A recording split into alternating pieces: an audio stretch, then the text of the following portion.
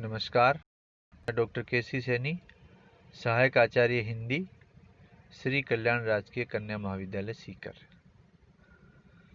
नवम रसों के विवेचन की श्रृंखला में हमारा 7वां रस है विभत्स रस।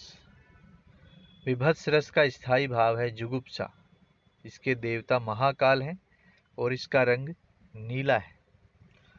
काव्य में जब घृणास्पद चेष्टाएं, हेय, त्याज्य वस्तुएं, सड़ी गली वस्तुएं, युद्ध के पश्चात का दृश्य जिसमें विकृत शव, सड़ी गली लाशें, उनको गिद्ध सियार नोचते हुए कुत्सित विद्रूप दृश्यों का चित्रण आदि किया जाता है, वहाँ विभत्स रस परिलक्षित होता है।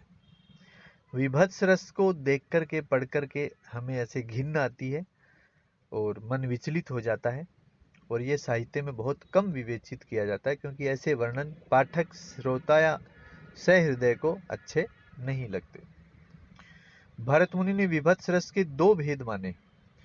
क्षोभज, क्षोभ जोड़ जय, जो दुख से उत्पन्न होता है युद्ध आदि में। रुधिरादि से उत्पन्न घृणा होती है इसके अंदर।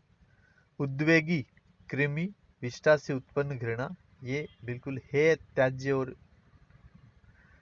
त्याज्य वस्तुओं से उत्पन्न होता है। सिर पर बैठे हो काग, आंख दो खान निकारत, खींचत जीव ही सियार, अति आनंद उर डर धारत, गिद्ध जांग खोदी खोदी के मांस उपारत, स्वान आंगुरिन काटी काटी के खान विदारत। अब इसमें जो परिस्थिति है वो ऐसी लाश जो सड़ी गली है, इनके सिर के ऊपर काग बैठा हुआ है और उसकी दोनों आंखें खान निकारत, खाने के लिए निकाल रहा है। खींचत जीभ ही सियार, जीभ को सियार खींच रहा है। और फिर अति आनंद उर, ऐसा करते हुए उसके उर यानी हृदय में अत्यंत आनंद है, लेकिन डर ढारत, डर भी आ रहा है। विरोधाभास है यहाँ पे। आनंद भी आ रहा है और डर लग रहा है कि कहीं शेर नहीं आ जाए या उससे भारी जानवर नहीं आ जाए। गिद्ध जांग खोदी खोदी के मांस उपारत, सियार जीभ खींच रहा है और गिद्ध जो है वो जांग खोद खोद करके मांस को उखाड़ रहा है। स्वान आंगुरिन काटी काटी के खान विदारत, स्वान जो है कुत्ते को कहते हैं, वो अंगुलियों को काट काट के खाने के लिए बिगाड़ रहा है। यहाँ आश्रय हरिश्चंद्र पाठक, दर्शक, आप सभी लोग, कोई भी हो सकता है। आलंबन वह विकृत शव है। उद्दीपन काग, सियार, गिद्ध, स्वान जो है उनका शव को नोचना, खाना, खींचना।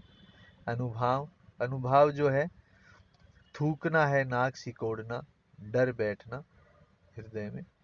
सात्विक अनुभवों में वैपथु है, कंप है। संचारी भाव में ग्लानि है, चिंता है, मति है। ये इसके अंतर्गत। तो ऐसा जो वर्णन आपने देखा कि इसमें बिल्कुल भी पाठक को और श्रोता को और दर्शक को बिल्कुल अच्छा नहीं लग रहा है कि लाश के साथ जो गिद्ध सियार हैं वो किस प्रकार से उसको नोच नोच के खा रहे हैं। ये हेय है, त्याज्य है।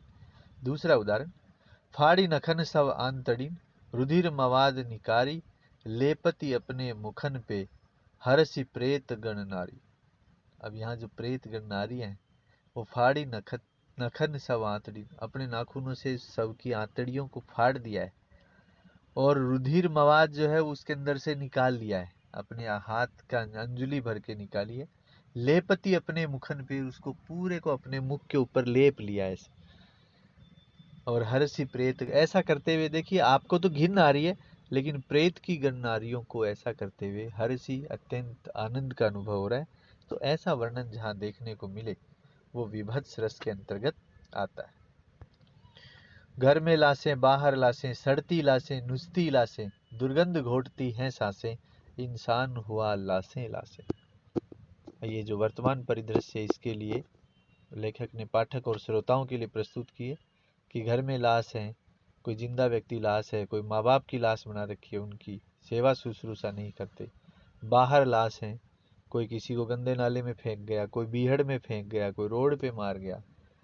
और लावारिस लाशों को की पहचान मिटा देते हैं। सड़ती गलती लाशें दुर्गंध छोड़ रही हैं, इंसान ही लाश है क्योंकि वही ऐसा घिनौना कृत्य करता है।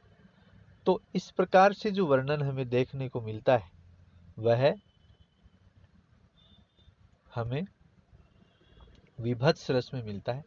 विभत्स का जो स्थायी भाव आपने देखा वह जुगुप्सा था, और जुगुप्सा का मतलब ही घृणा होता है, घृणित वस्तुएं, हेय वस्तुएं, त्याज्य वस्तुएं। इसमें पाठक को, श्रोता को देखकर, सुनकर और पढ़कर बिल्कुल भी अच्छा महसूस नहीं होता। इसलिए इस प्रकार से हमने विभत्स रस का अध्ययन किया। धन्यवाद।